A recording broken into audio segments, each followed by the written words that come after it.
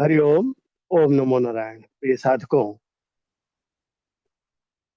हमारे 2 माह से अधिक की इस प्राणायाम से ध्यान की यात्रा, आप सब लोग इसका आनंद ले रहे हैं, जुड़े हुए हैं, एक अद्भुत अनुभव ले रहे हैं। ये आप लोगों के लिए, हमारे लिए, सभी के लिए अत्यंत हर्ष का विषय है। इसमें निरंतरता, सतता बनाए रखना बहुत महत्वपूर्ण है। मैंने अपने कई सेशंस में, सत्रों में ये बड़े स्पष्ट रूप से बताया है कि आपको प्राणायाम से ध्यान की यात्रा में इस शरीर के संपूर्ण सदुपयोग के लिए इस अष्टांग योग को OEM, original engine manufacture manual, OEM manual की तरह मान करके इसे ले करके चलेंगे तो सर्वोत्तम होगा। विज्ञान की दृष्टि से भी अगर देखें, आज की दुनिया में हम वैज्ञानिक पद्धति से भी सोचें, किसी भी उपकरण का उपयोग, वाहन का उपयोग अगर हम ओईएम मैनुअल के अनुसार करते हैं तो उसकी उपयोगिता और उसका उपयोग का समय काल काफी बढ़ जाता है और बहुत अच्छे से वो सेवा देता है। और फिर हम ये कहते हैं कि देखो, उस मैन्युफैक्चरर ने, उस उत्पादनकर्ता ने अपना ये मैनुअल दिया, उससे कितना लाभ हुआ, कितने अच्छे से मशीन चली, कितने अच्छे से मिक्सर चला, कितने अच्छे से फ्रिज चल रहा है, कितने अच्छे से गाड़ी चल रही है। जो भी वाहन या उपकरण या वॉशिंग मशीन या जो कुछ भी लीजिए, डिश वॉशर नाम लीजिए, कुछ भी लीजिए, ओईएम मैनुअल के अनुसार आप कर रहे हैं तो आपको बहुत अच्छी सेवाएं मिलती हैं। उस मशीन का, उस उपकरण के उपयोग में आपको आनंद आता है। यह तो ईश्वर का दिया हुआ अद्भुत उपकरण है और उसका OEM, original engine manufacture manual, OEM manual, वो तो और भी अद्भुत है, अष्टांग योग। और इसको समझने के लिए हम अलग अलग तरीके से प्रयास कर रहे हैं। उसी प्रयास में एक अगला जो प्रयास है वह यह है कि हम इसको जोड़ते हैं किससे?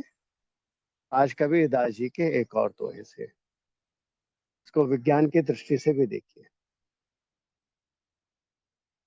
दुख में सुमिरन सब करे, सुख में करे न कोई। दुख में सुमिरन सब करे, दुख में करे, सुख में करे न कोई। जो सुख में सुमिरन करे तो दुख काहे को होए। दुख में सुमिरन सब करे, सुख में करे न कोई। जो सुख में सुमिरन करे तो दुख काहे को होए।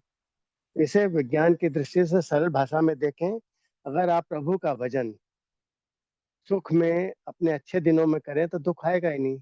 लेकिन हम दुख में ही करते हैं कि अच्छे दिन दीजिए प्रभु। जब अच्छे दिन दिए तब तो आपने प्रभु को, उस शक्तिमान को, उस ईश्वर को तो ध्यान नहीं किया, उसको याद नहीं किया। अब इसको विज्ञान की दृष्टि से, आज की दृष्टि में देखिए कि आपका वाहन अगर उसकी नियमित सर्विसिंग और मेंटेनेंस वो सब चीज कराते रहेंगे तो आपको अपनी सारी चीजें बड़ी अलग दृष्टि से आपको मिलती रहेंगी और उसका वाहन सुख और उपकरण के उपयोग का सुख आपको एक अद्भुत तरीके से मिलता रहेगा। तो आप उस चीज का जो आनंद है वो अलग तरीके से ले सकते हैं।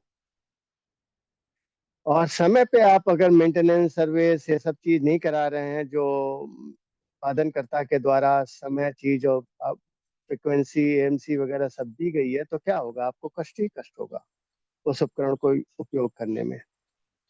अब इसको आध्यात्म की दृष्टि से या योग दर्शन की दृष्टि से देखें, ये आपका शरीर एक अद्भुत ईश्वरीय उपकरण है जिसका कि ऐसा साधन कि इसको पाने के लिए भगवान भी तरसते हैं, क्योंकि इसको ही पा करके आप मुक्ति के मार्ग पे आगे बढ़ सकते हैं।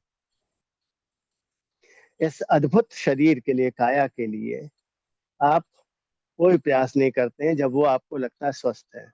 जब अस्वस्थ हो जाता है तो आप अलग अलग तरीके की दवाएं, औषधि सब ले करके, फिर एक्सरसाइज, कुछ दिनों का कमिटमेंट, वो सब दिखा करके थोड़ा सा ठीक हुए फिर आप भूल जाते हैं।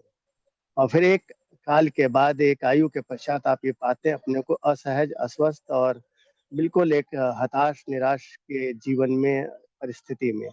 आप फिर उस समय जो करना चाहते हैं उस समय भी करने के लिए बहुत अधिक दृढ़ संकल्प शक्ति की आवश्यकता होती है और कई गुना अधिक पुरुषार्थ और वैराग्य की आवश्यकता होती है।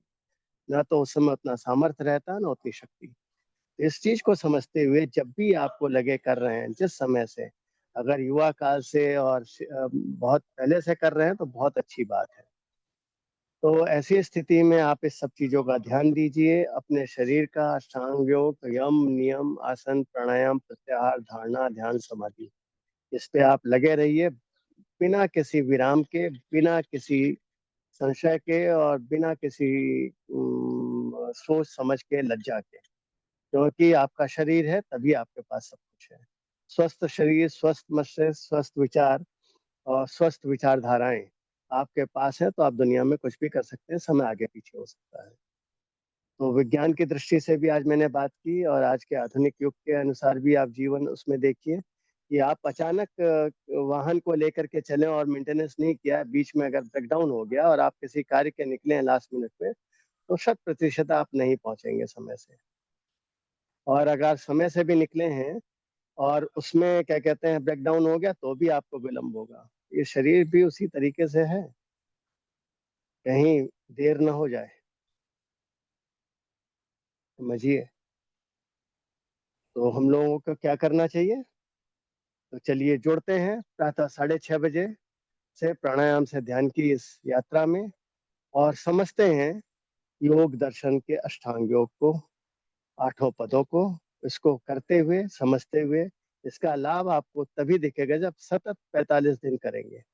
आपको एक अद्भुत आनंद और एक अद्भुत अनुभूति होगी।